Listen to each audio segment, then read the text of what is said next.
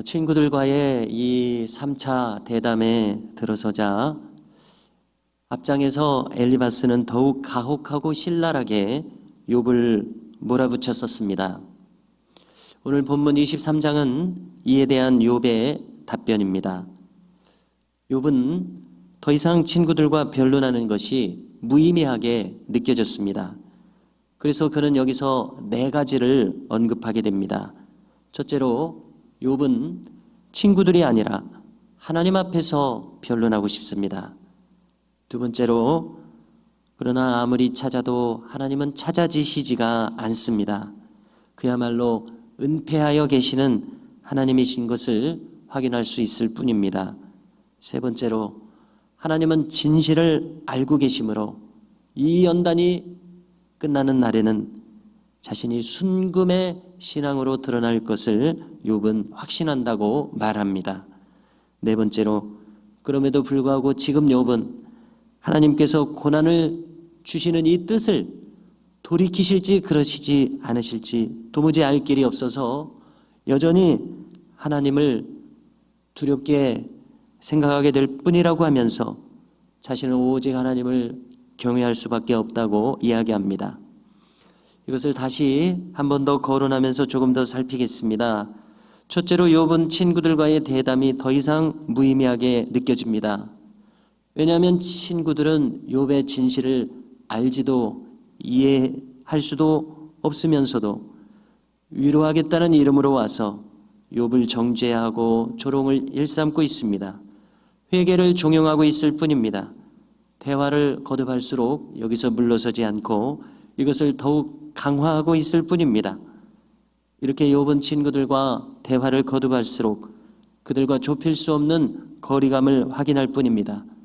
한마디로 이 시점에 이르러서는 욥과 친구들의 대화가 단절되고 있습니다. 그래서 바리새인들과 주님께서 대화하시는 장면이 떠오릅니다. 그 평행선이 결코 좁혀지지 않습니다. 바리새인들은 더욱 신랄하게 주님을 그 언행에 있어서 꼬투리를 잡기 위해서 달려드는 그러한 모습이었습니다. 그래서 주님은 그들의 태도에 대해서 탄식하시기를 저들이 율법은 추구하지만은 율법에 더 중한 율법 정신, 의와 인과 신은 버렸노라. 이것을 확인할 뿐이었었습니다.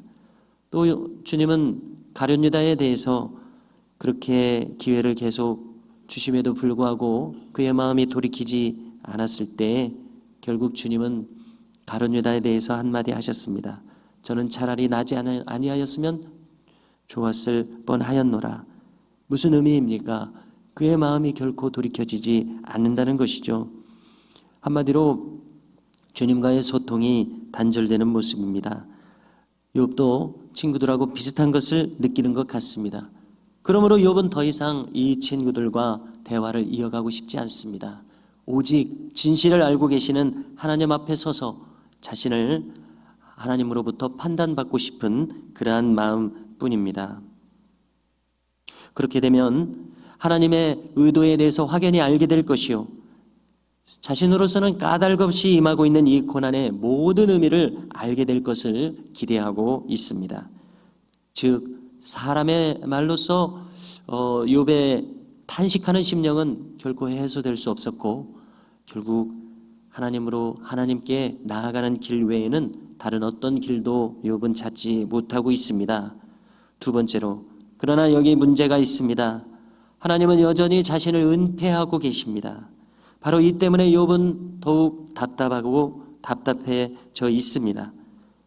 오늘 말씀에서 표현합니다. 앞으로 가도 거기 아니 계십니다. 뒤로 가도 거기 배울 수 없습니다. 분명히 하나님은 왼쪽에서라도 일하실 것이지만 만나뵐 수 없고 오른쪽에 가서도 일하실 것이지만 거기서도 그분과 도무지 소통할 수가 없습니다. 이 은폐하시는 하나님과 대별되는 개념이 있습니다. 그것은 자신을 시원하게 계시하시는 하나님에 대한 관점입니다. 하나님은 결코 우리에게 자신을 은폐하시기만 하시는 하나님은 아니시고 성경을 통해서 우리는 알게 됩니다. 하나님은 반드시 자신을 계시하시는 하나님이십니다.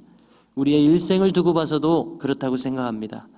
어느 시점이건 간에 하나님은 우리에게 분명히 자신의 살아계심과 우리를 사랑하심을 드러내신다고 믿게 됩니다.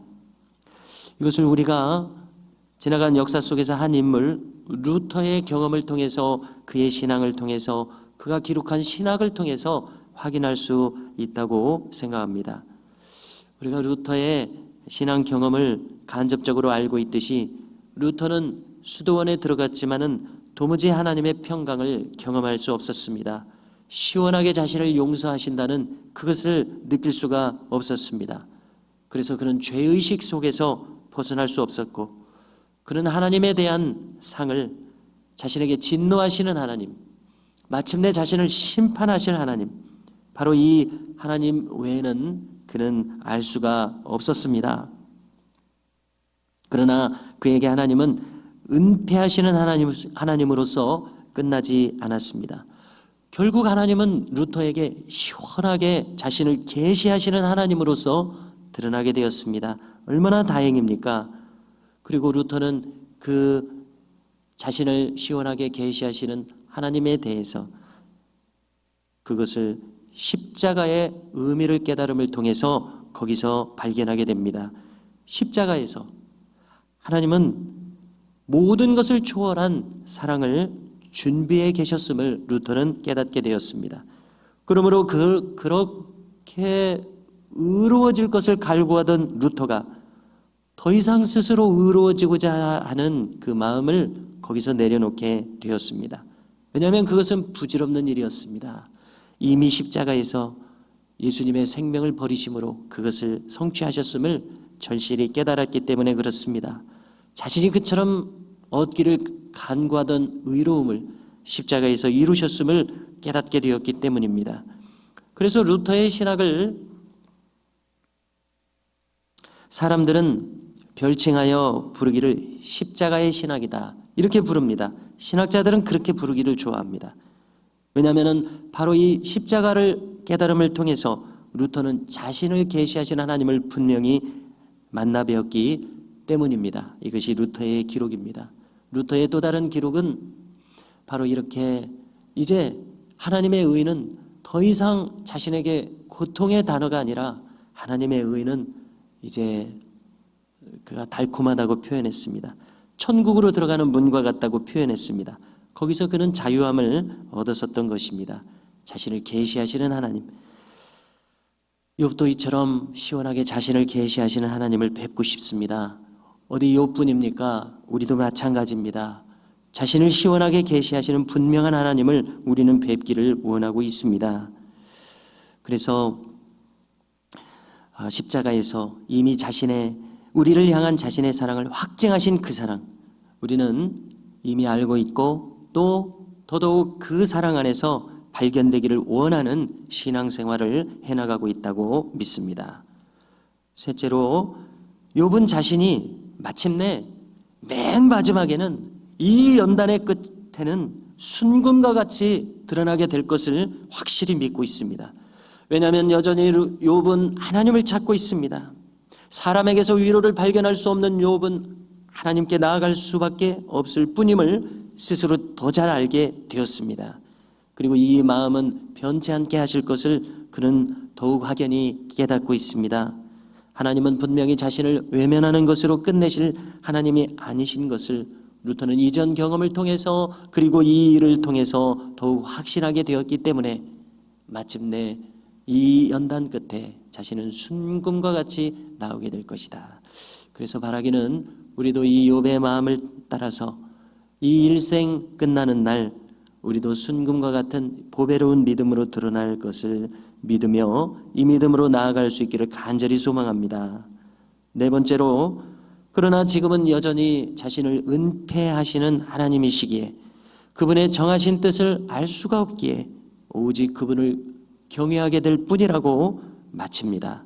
성도 여러분, 오늘도 이 욥의 마음을 따라서, 그의 처지를 따라서 우리도 같은 마음으로 하나님을 섬기고 있구나 하는 것을 재확인하게 된다고 생각합니다. 우리 또한 이 인생의 연단의 시간이 끝나는 그 마지막 순간에는 우리 또한 순금과 같은 신앙인으로 드러날 수 있기를 간절히 소망합니다.